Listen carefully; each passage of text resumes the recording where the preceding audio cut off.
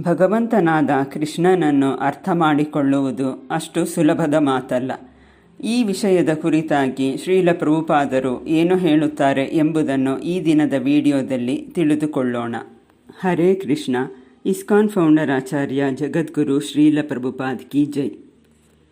ಮನುಷ್ಯಾಣಾಂ ಸಹಸ್ರೇಷು ಕಶ್ಚಿದ್ ಯತತಿ ಸಿದ್ಧಯೇ ಯತತಾಮಪಿ ಸಿದ್ಧಾನಾಂ ಕಶ್ಚಿನ್ಮಾಂ ವೇತಿ ತತ್ವತಃ.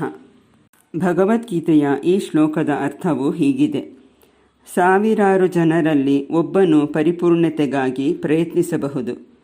ಪರಿಪೂರ್ಣತೆಯನ್ನು ಸಾಧಿಸುವವರಲ್ಲಿ ಒಬ್ಬನು ನನ್ನನ್ನು ನಿಜವಾಗಿ ಅರ್ಥ ಮಾಡಿಕೊಂಡಿದ್ದಾನೆ ಎಂದು ಹೇಳುವುದೂ ಕಷ್ಟ. ಶ್ರೀಲ ಪ್ರಭುಪಾದರು ತಮ್ಮ ಪ್ರವಚನವನ್ನು ಮುಂದುವರಿಸುತ್ತಾ ಹೀಗೆ ಹೇಳುತ್ತಾರೆ: ಯಾರಿಗೂ ಆಸಕ್ತಿ ಇಲ್ಲ. ಜೀವನದ ಯಶಸ್ಸು ಏನೆಂಬುದು ಯಾರಿಗೂ ತಿಳಿದಿಲ್ಲ. ನನಗೆ ಒಳ್ಳೆಯ ಹೆಂಡತಿ ಇದ್ದರೆ, ನನ್ನ ಬಳಿ ಒಂದು ಒಳ್ಳೆಯ ಮೋಟಾರ್ ಕಾರ್ ಇದ್ದರೆ ಮತ್ತು ನನ್ನ ಬಳಿ ಒಂದು ಒಳ್ಳೆಯ ಮನೆ ಇದ್ದರೆ ನಾನು ಜೀವನದಲ್ಲಿ ಯಶಸ್ವಿ ಎಂದು ಈ ಆಧುನಿಕ ಜನರು ಯೋಚಿಸುತ್ತಾರೆ. ಆದರೆ ವಾಸ್ತವವಾಗಿ ಇದು ಯಶಸ್ಸಲ್ಲ, ಏಕೆಂದರೆ ಇವೆಲ್ಲ ತಾತ್ಕಾಲಿಕವಾದುದು. ನಿಜವಾದ ಯಶಸ್ಸೆಂದರೆ ಮಾಯೆಯ ಹಿಡಿತದಿಂದ ಬಿಡುಗಡೆಯಾಗುವುದು. ಅಂದರೆ ಜನ್ಮ, ಮೃತ್ಯು, ಜರಾವ್ಯಾಧಿ ಎಂಬ ಸಂಕಷ್ಟಗಳನ್ನು ಒಳಗೊಂಡಿರುವ ಈ ಭೌತಿಕ ಬದ್ಧ ಜೀವನದಿಂದ ಬಿಡುಗಡೆಯಾಗುವುದು ಎಂದು. ನಾವು ವಿವಿಧ ಬಗೆಯ ದೇಹಗಳಲ್ಲಿ, ಅಂದರೆ ಗಿಡ, ಮರ, ಪಕ್ಷಿ, ಪ್ರಾಣಿ ಮುಂತಾದ ದೇಹಗಳಲ್ಲಿ ಸಾಗುತ್ತಿದ್ದೇವೆ. ಆದರೆ ಈ ಮನುಷ್ಯ ಜನ್ಮದಲ್ಲಿ ಮಾತ್ರ ನಾವು ಈ ದೇಹಗಳನ್ನು ಬದಲಾಯಿಸುವುದನ್ನು ನಿಲ್ಲಿಸಬಹುದಾಗಿದೆ.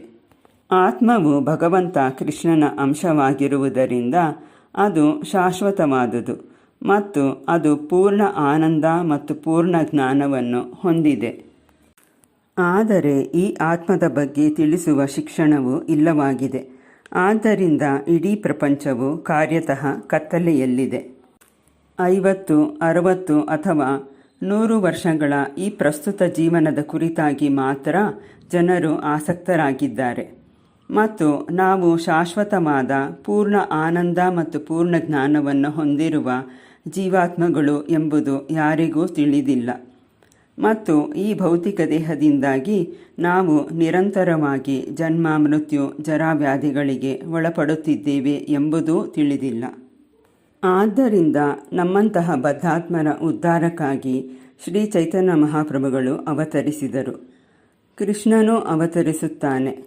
ಆದರೆ ಕೃಷ್ಣನು ಉದಾರಿಯಲ್ಲ, ಏಕೆಂದರೆ ಮೊದಲು ನೀವು ನನಗೆ ಶರಣಾಗಿ, ನಂತರ ನಾನು ನಿಮಗೆ ರಕ್ಷಣೆ ಕೊಡುತ್ತೇನೆ ಎಂಬ ಕಂಡೀಷನ್ ಅನ್ನು ಕೃಷ್ಣನು ಹಾಕುತ್ತಾನೆ.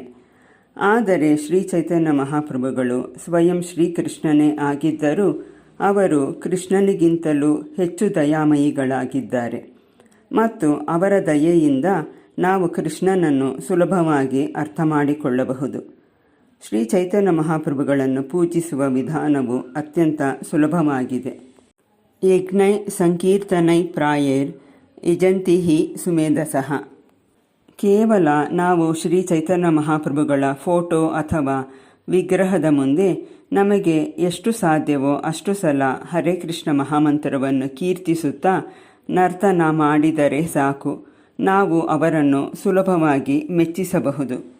ಮತ್ತು ಈ ಪ್ರಸ್ತುತ ಕಲಿಯುಗದಲ್ಲಿ ಭಗವಂತನ ನಾಮಗಳ ಕೀರ್ತನೆ ಮತ್ತು ನರ್ತನೆ, ಈ ವಿಧಾನವು ಭಗವಂತನನ್ನು ಸಾಕ್ಷಾತ್ಕರಿಸಿಕೊಳ್ಳಲು ಇರುವ ಸುಲಭವಾದ ವಿಧಾನವಾಗಿದೆ. ಹರೇ ಕೃಷ್ಣ.